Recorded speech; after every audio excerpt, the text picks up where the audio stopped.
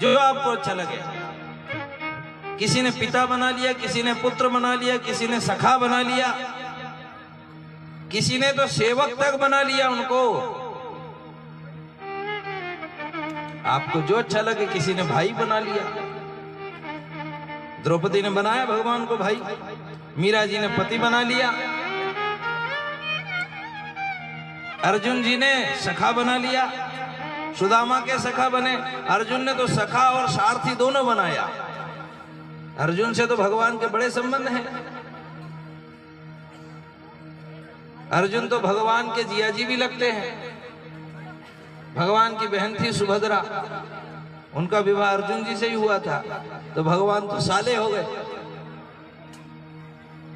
गोस्वामी तुलसीदास जी कहते हैं, तोहे मोहे नाते अनेक मानिए जो भावे, ज्यों त्यों तुलसी कृपालु चरण शरण प्रभु की पावे।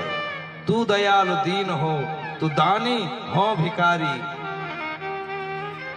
जो आपको अच्छा लगे वो संबंध बना करके उसकी भक्ति के पथ पर चल दीजिए।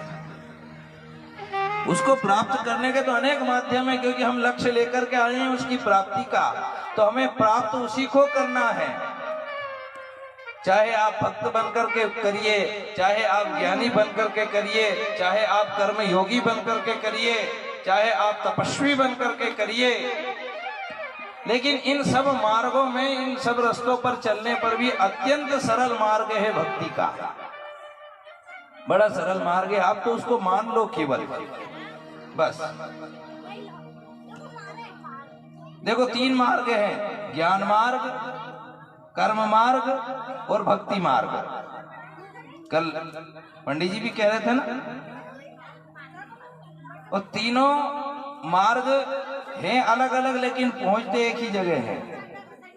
और लाला खेड़ी में आने के चारों तरफ से रास्ते होंगे, चाहे पूर्व से आ जाओ, चाहे पश्चिम से, चाहे उत्तर से, चाहे दक्षिण से, किधर से भी आ जाओ, आपको आना लाला खेड़ी में ही है। यह है कि कहीं का रास्ता अच्छा मिलेगा, सीसी रोड है, कोई सा डामरीकरण वाला है, पता चले कोई पगडंडी है, किसी पर कंकड़ पत्थर पड़े हैं, ये सब अलग अलग है, पर आना आपको वही है। चाहे ज्ञान मार्ग से पहुंचो, चाहे कर्म मार्ग से पहुंचो, चाहे भक्ति मार्ग से पहुंचना आपको केवल भगवान के चरणों तक ही है, वहीं तक हमें जाना है। तीनों में अंतर क्या है, एक उदाहरण से समझो।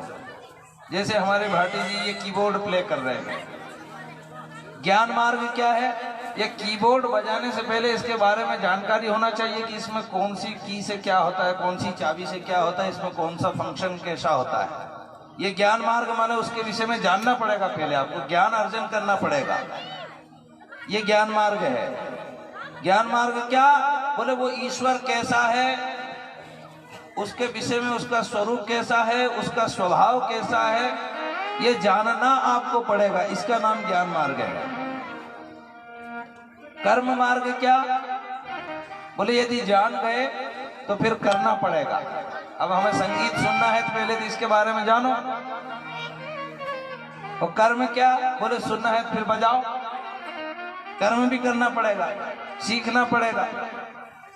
कौन सा राग है भाई, भैरवी गा रहे हो, अहिर भैरव गा रहे हो, तोड़ी गा रहे हो, बिलावल गा रहे हो, खमाज गा रहे हो, कौन सा गा रहे हो, कर्म करना पड़ेगा। जान लिया फिर कर्म करो। लेकिन आपको नहीं साहब, ना तो हमें समझ में ये आता जानने का, ना तो हमें ज्ञान मार्ग अच्छा लगता है, ना कर्म मार्ग। तो भक्ति मार्ग क्या बोले, जानने वाले भाटी जी, करने वाले भाटी जी। हमें तो क्या करना, भक्ति मार्ग बोले ये जाने, ये बजाए, हमें तो ये बढ़िया सी टून बजा दे तो उसको सुन ले, इसी का नाम भक्ति मार्ग है। कि उसको सुन करके हम आह्लादित हो जाए, आनंदित हो जाए, बस इसी का नाम भक्ति मार्ग है। बस्ती से बैठ करके सुनो, बस वो भक्ति मार्ग है। और ज्ञान मार्ग में भक्ति मार्ग में कितना अंतर है देखो, थोड़ा सा। आप ज्ञानी बनो ना बनो, आपसे निवेदन करेंगे, भागवत भक्ति प्रदान करने वाला ग्रंथ है। केवल अपने जीवन में भगवान के नाम की भक्ति ले आओ। ज्ञानी व्यक्ति की स्थिति 15 के बच्चे की जैसी होती है।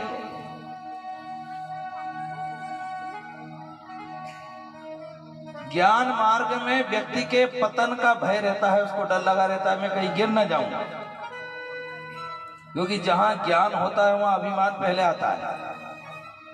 ज्ञानी व्यक्ति पहले तो किसी का आगे झुकता नहीं, वो किसी को समझता ही नहीं है, हमसे बड़ा कौन ज्ञानी है। और मैं निवेदन करूं जो ये भाव रखे कि हमसे ज्यादा कौन ज्ञानी, इस ये समझ लीजिएगा वो ज्ञानी नहीं, उससे बड़ा मूर्ख इस दुनिया में कोई नहीं है। ज्ञान में अभिमान नहीं, ज्ञानी व्यक्ति सबको ज्ञानमय देखता है कि सब ज्ञानी मेरे जैसे है। तो ज्ञान मार्ग में पतन का भय है, कर्म मार्ग में भी पतन का भय है, लेकिन भक्ति मार्ग में भक्त का पतन नहीं होता, क्योंकि भक्ति मार्ग में भक्त भगवान के आश्रित होता है। रामचरितमानस में गोस्वामी तुलसीदास जी कहते हैं ज्ञान पंथ कृपाण के धारा। ज्ञान का रास्ता कैसा है?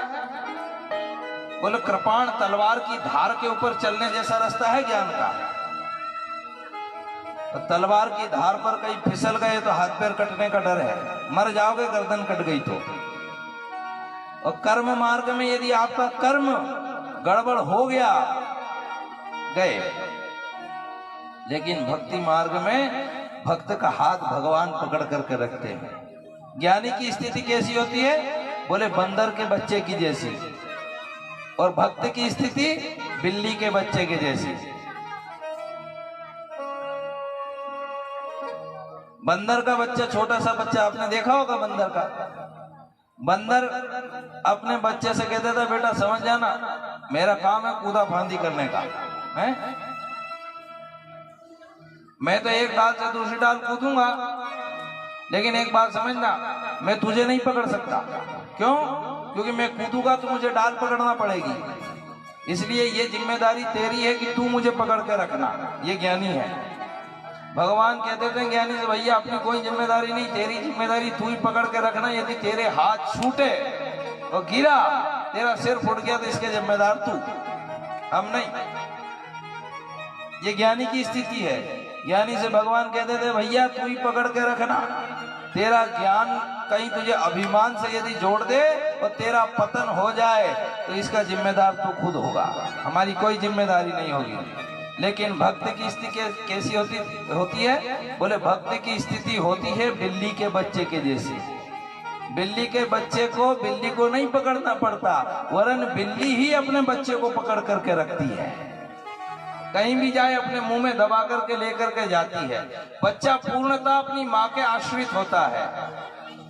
इसी तरह भक्त भी भगवान के आश्रित होता है।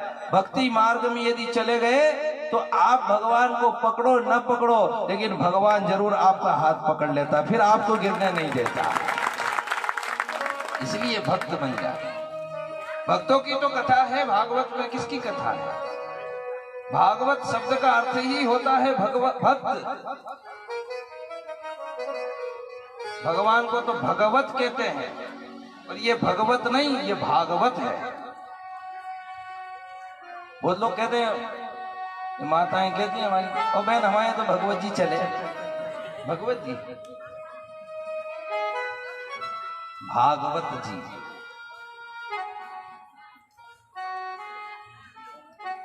भागवत भक्तों का ही चरित्र है, भक्तों की ही तो कथा है।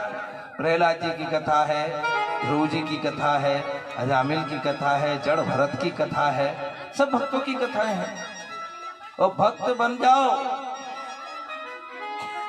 भक्ति जीवन में आ जाए तो उस भक्ति के ऊपर भगवान बिकने तक को तैयार हो जाता है। भगवान को खरीदना हो, उसको पाना हो तो दुनिया की संपत्ति की जरूरत नहीं है। केवल एक ही संपत्ति चाहिए, आपके जीवन में भक्ति आ जाए तो भगवान कहते हैं मैं बिकने के लिए तैयार हूं। अब बिक गए। मीरा जी ने खरीद लिया भगवान को। मीरा जी कहती हैं मायरी मैंने लीनो गोविंद मोल, कोई कहे सस्तो कोई कहे महंगो, पर मैंने लीनो तराजू तोल। मायरी मैंने लीनो गोविंद मोल। बिक जाता है यार। केवल जीवन में भक्ति आई और अपना आप भक्त बनिए। यदि आप भक्त बन गए तो फिर हम तो ये कहने तक की सामर्थ्य रखते हैं इस व्यासपीठ से भगवान की कृपा से कि यदि आपके जीवन में भक्ति आ जाती है तो आपको भगवान के दर पर जाने की आवश्यकता नहीं। यदि आपके जीवन में भक्ति है तो भगवान स्वयं चलकर आपके घर तक आता है। शबरी जी नहीं गई अयोध्या, जीवन में भक्ति ले आई तो भगवान राम खुद ढूंढते ढूंढते आए शबरी का घर, शबरी की कुटिया कौन सी है बता दो। ज्ञानी महात्माओं के आश्रमों में नहीं गए, सबने कहा महाराज इधर आइए, प्रभु इधर आइए, हम आपका स्वागत सत्कार करें, हमें भी पूजन सेवा का अवसर दीजिए। बोले नहीं, पहले ये बताओ मेरी माँ शबरी की कुटिया कहाँ पे है, आश्रम कहाँ। किसके बल पर? केवल भक्ति के बल पर। और जिसके जीवन में भक्ति आ जाए उसको भगवान अवश्य मिलते हैं। जो भक्ति के रस में पिघल जाए, इसीलिए किसी ने बड़ी सुंदर बात कही, ये संसार का चक्र यूं ही चलता रहेगा, जमाना भी पल पल करवट बदलता रहेगा। ये संसार का चक्र यूं ही चलता रहेगा, जमाना भी पल पल करवट बदलता रहेगा। जो पैदा हुआ है मरेगा निश्चित, ये आवागमन का चक्र यूं ही चलता रहेगा। वो बचपन गया दूर, देखो आई जवानी, बुढ़ापा भी पल पल ढलता रहेगा। वो उसी को मिलेंगे परमात्मा के दर्शन जो भक्ति के रस में पिघलता रहेगा। केवल भक्ति के रस में, वो भक्ति जीवन में आ जाए तो परमात्मा मिल सकता है। इसलिए हमारे यहाँ के संत गाते हैं,